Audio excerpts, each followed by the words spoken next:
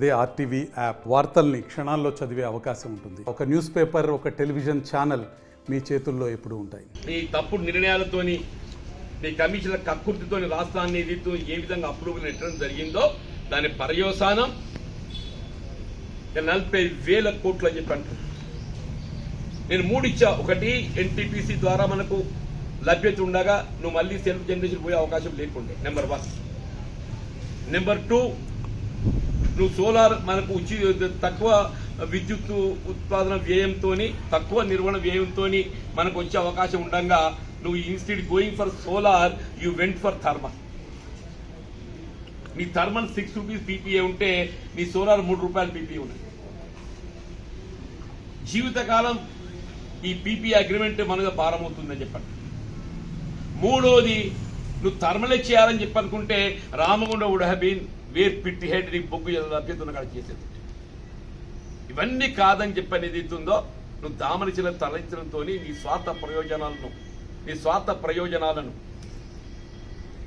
దృష్టిలో ఉంచుకొని నామినేషన్ మీద ప్లాంట్ అప్పగించడం. నువ్వు మీకు భద్రాద్రి ఇచ్చినావు అని చెప్పంటే నాకు 2 ఏళ్ళు పూర్తి కావాలి కాబట్టి నేను ఇచ్చినా చెప్పంటే నేను సమర్థించుకునే ప్రయత్నం చేస్తుండే. నువ్వు యాదాద్రి ఎందుకు ఇచ్చినావు నామినేషన్ మీద?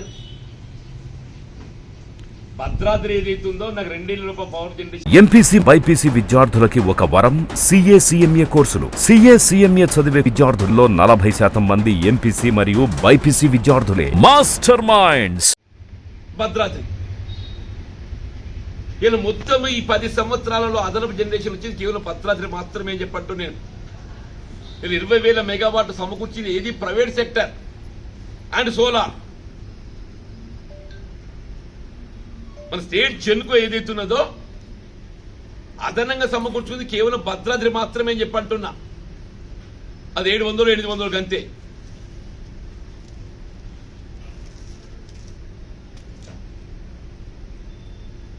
అంటే నువ్వు రాష్ట్రాన్ని ఏం ఇప్పటికైనా ప్రజలు విజ్ఞులు చెప్పంటున్నా. అదృష్టం ఇప్పటికైనా నీవు ఆలోచన విధానం ప్రజలు గ్రహించిండ్రు. ఈ భవిష్యత్ తరాలు ఏదైతుందో ఈ 10 ఏళ్లలో పడ్డ భారం చాలా నాయన ఇక నువ్వు అని చెప్పని పక్కన పెట్టి సంతోషం అంటున్నా. దాన్ని సమర్థించే ప్రయత్నం చేస్తున్నాడు.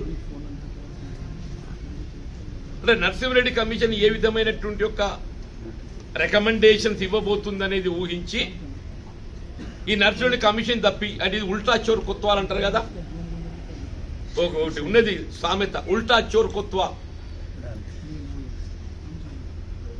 ఇలా చోరు ఉల్టా కొత్వాలు కూడా డాక్టరే.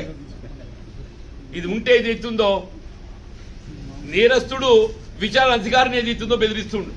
నేరం ఆరోపింపబడ్డటువంటి వాడు ఏదైతుందో ఇన్వెస్టిగేషన్ చేస్తున్నటువంటి అధికారిని ఆయనపై మోటివ్స్ అట్రిబ్యూట్ చేస్తున్నాడు. ఎదురే కథ అని చెప్పంటు నేను. నువ్వు న్యాయ వ్యవస్థను కించపరుస్తున్నావు. ఇవాళ కేసీఆర్ గారి యొక్క ఆలోచన విధానం చెప్పంటూ నేను నువ్వు ఒకసారి ప్రజలు తిరస్కరించగానే నీకు న్యాయ వ్యవస్థ మీదనే గౌరవబోతున్నాదే. ఇలా 3 ఏదైతుందో legislature, executive, judicial. Media comes 4th estate. Media comes 4th estate. అన్నప్పుడు జ్యుడిషియరీని ఏదైతుందో కించపరిచే విధంగా కేసీఆర్ గారు మాట్లాడడం ఏదైతుందో తీవ్రంగా ఖండిస్తున్నాం చెప్పి తీవ్రంగా ఖండిస్తున్నాం. మొత్తం ఇది న్యాయ వ్యవస్థనే ధిక్కరించినట్టే. మొత్తం నరసింహారెడ్డి గారి పట్ల నువ్వు ఆరోపణలు సంధించడం ఏదైతుందో మొత్తం న్యాయ వ్యవస్థని కించపరిచినట్టు ధిక్కరించినట్టు అవుతుందని చెప్పి అంటున్నా. కమిషన్ల కక్కుర్తా, నీ కమిషన్ల కక్కుర్తా.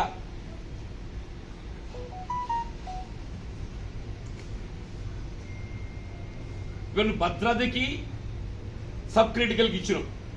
అప్పటికే కేంద్ర ప్రభుత్వం నిర్ణయం తీసుకుంది సబ్ క్రిటికల్కి కొత్తగా అదనంగా అనుమతులు ఇవ్వకూడదు. 17 దేనికి డెడ్ పెట్టిండ్రు? సబ్ క్రిటికల్ అంతవరకు అనుమతులు మంజూరు పొందినటువంటి వారికి 2017 డెడ్ లైన్ పెట్టింది. కొత్త ఇవ్వడానికి డెడ్ లైన్ కాదు. నేను జగదీశ్వరుడు కొత్త వాదం తెరిగి పట్టుకొస్తే నాకు ఆశ్చర్యం కలుగుతుంది అని చెప్పి అంటున్నా. 2017 dead line was sub critical ఎక్కడైనా అనుమతి పొంది నిర్మాణ దశలో ఉంటే 2017 లోపల పూర్తి చేయాలని చెప్పి డెడ్ లైన్. కొత్త అనుమతులు ఇవ్వడానికి కాదు. ఈయన అనుమతులు 2015 పట్టుకొచ్చుకున్నాడు.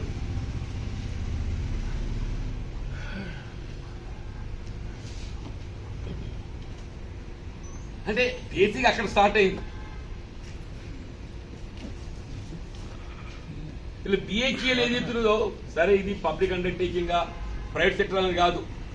వాడు ఎవడికి ఒప్పందం కుదుర్చుకున్న ఒప్పందం ఏదైతుందో గుజరాత్ థర్మల్ వాళ్ళు ఏదైతుందో భవిష్యత్తులో ఈ థర్మల్ జనరేషన్ లాభం లేదని రద్దు చేసుకుంది అగ్రిమెంట్.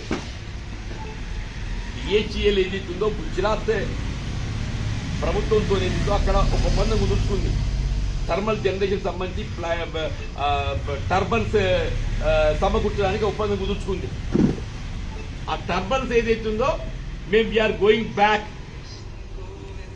థర్మల్ జనరేషన్ భవిష్యత్తులో ఏదైతుందో ఇది మనకు లాభసాటిగా లేదు,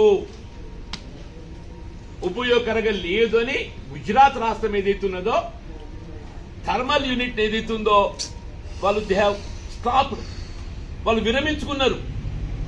వాళ్ళు విరమించుకుంటే ఏదైతుందో వీడు తయారు చేసిన టర్బన్స్ ఉంటాయి కదా, వీడు తయారు చేసిన టర్బన్స్ ఉంటాయి కదా, ఆ టర్బన్స్ మనకి వినియోగంలో లేకుండా అయిపోయినాయి. వీనికి కొనసాగాలి. ఎట్లా తప్పుకోమంటే